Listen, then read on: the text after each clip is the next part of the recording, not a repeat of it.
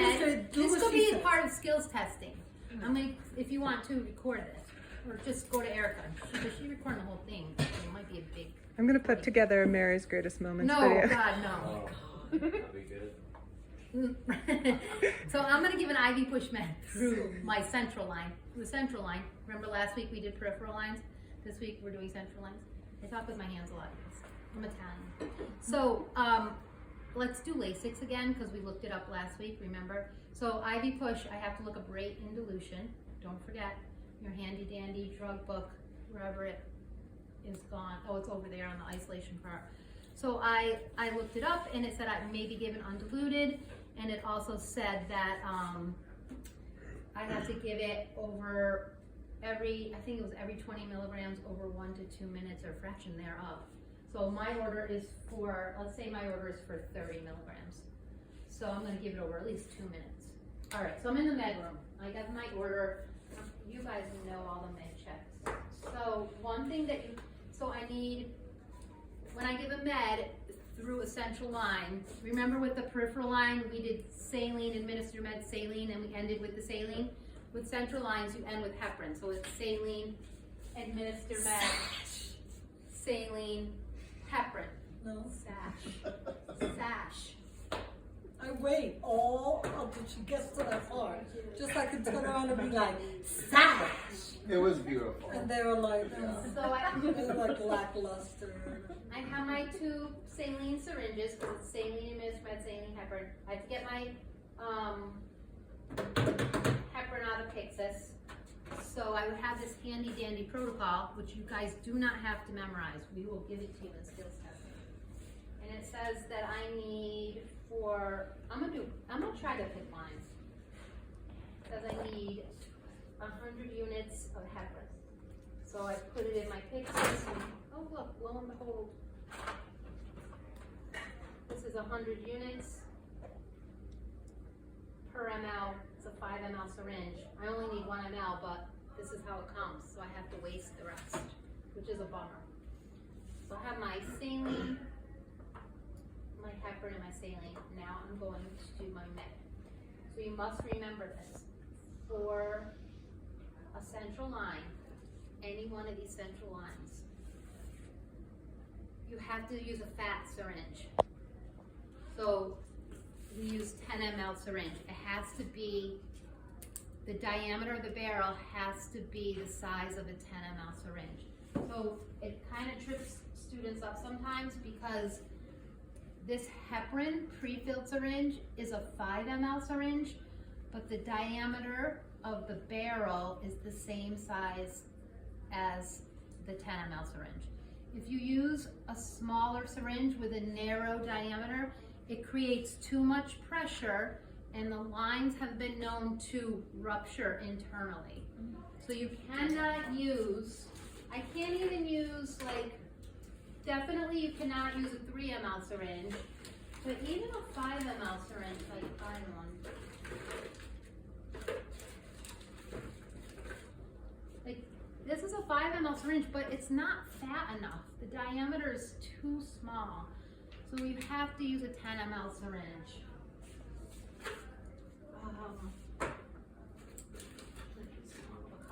All right. So I'm in the med room, wash my hands, did my med checks.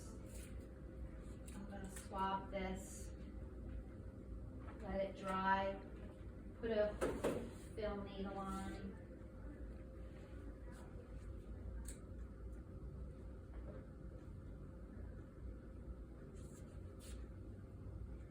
I'm gonna drop 3 mLs because it's 10 milligrams. A lot of air bubbles.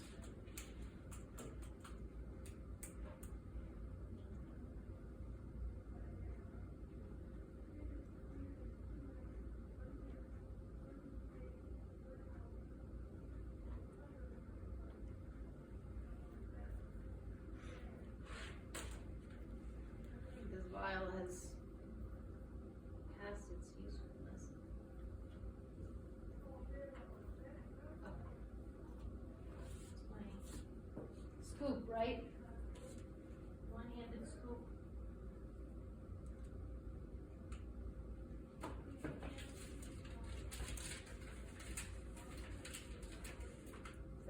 my label.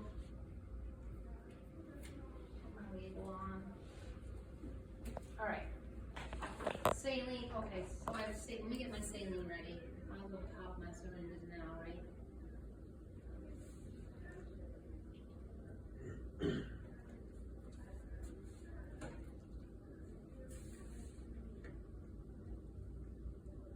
Oh, I'm turning my back to the camera, I'm sorry. You know what I'm doing, I'm just releasing the air in there. And I do the same, so the heparin, here's the issue with the heparin. So my protocol says that I have to give heparin, the concentration is 100 units per ml, and I only have to give 1 ml. But I have a 5 ml syringe of heparin, so I have to waste 4 mLs. Probably for you guys, the best way to do it is just waste it in the med room on a paper towel. Don't do it in the sink, because heparin can't go down the sink. It's gotta go on a paper towel and in a proper receptacle, which could just be the trash. The other way you could do it is, you could be, if you think you could be very careful, you could attach this and then just give 1 ml and then keep 4 remaining mLs in your syringe and then dispose of it. It's just, I just feel like as a student you might forget and accidentally give the whole thing, which wouldn't be that harmful to the patient, but it would be a med error for sure. So I'm just gonna,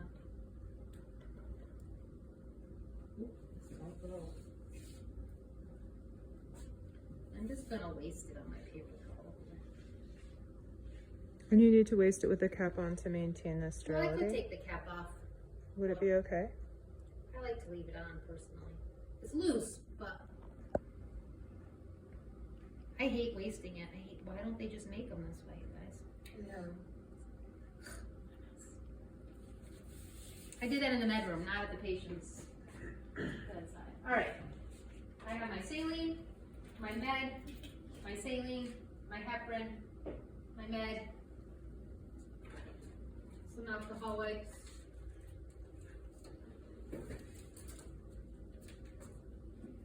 Then I'm on the patient's room with my MAR. You know, do all your med checky things. This is Mr. Snow. So, when I'm with the patient, I like to line things up. Saline, med, saline, heparin.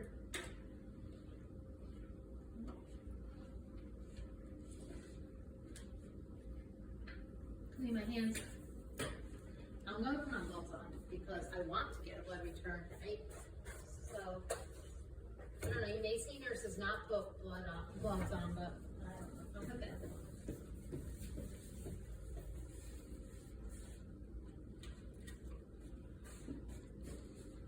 I'm gonna use a PICC line. Either lumen, it doesn't matter. And I hope it works. Okay. Do my final med check at the bedside. So I'm gonna take my passive disinfection device off. This goes in the garbage. You don't have to scrub it, because that has alcohol on it, so don't scrub it. I'm gonna put my saline on. So your book says to instill a little saline and then pull back to check for blood return. If you just attach the syringe and pull back and you don't instill the saline first, that's okay too. The most important thing is you must test for a blood return before you administer your meds. So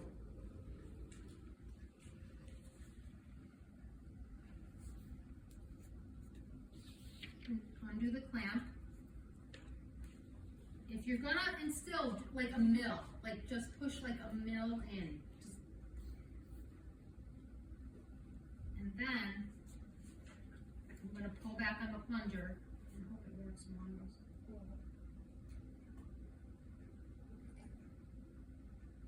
Well, you guys can't, it's just, oh, there it is. So really, and we try not to let the blood get into the cap. It's just because of bacteria, you don't want bacteria to collect there. So once I have a blood return, then I could flush per facility.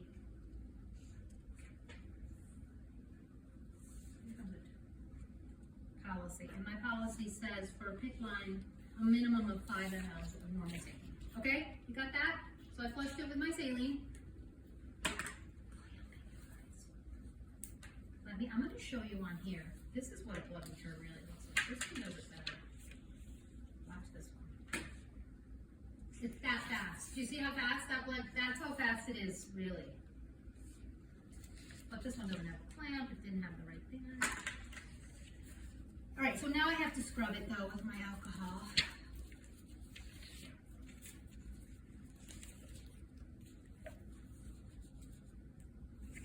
That was my saline. I got a blood return. I'm going to give my meds over 2 minutes.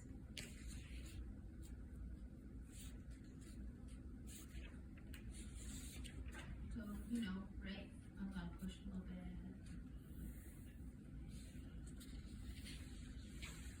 Right, 2 minutes. Undo it again. A new alcohol pad, right? Scrub the hub. Saline, I already got rid of the air bubble. How fast am I going to do this second saline? The same rate. Yeah. At least the first 5 mLs, because it says, let's see what it says. Again, it says 5 ml, at least 5 mLs. So.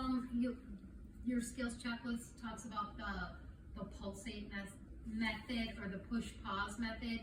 It's supposed to help with the fibrin that might collect internally in the catheter. So really, it's just push, pause, push. We just want you to flush it at the same rate as the med. We're not going to be looking to see if you do the push, pause. That's garbage. New alcohol swab, scrub it again. Now my heparin. Heparin, you just give it. It takes like, I don't know, a second.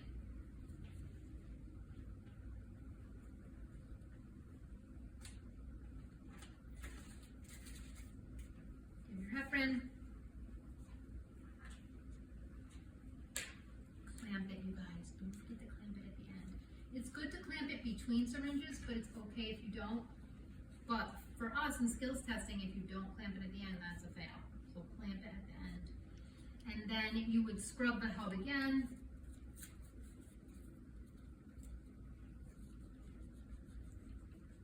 Let it dry. And you put a new passive disinfection device on. And do you just put off those passive disinfection device caps?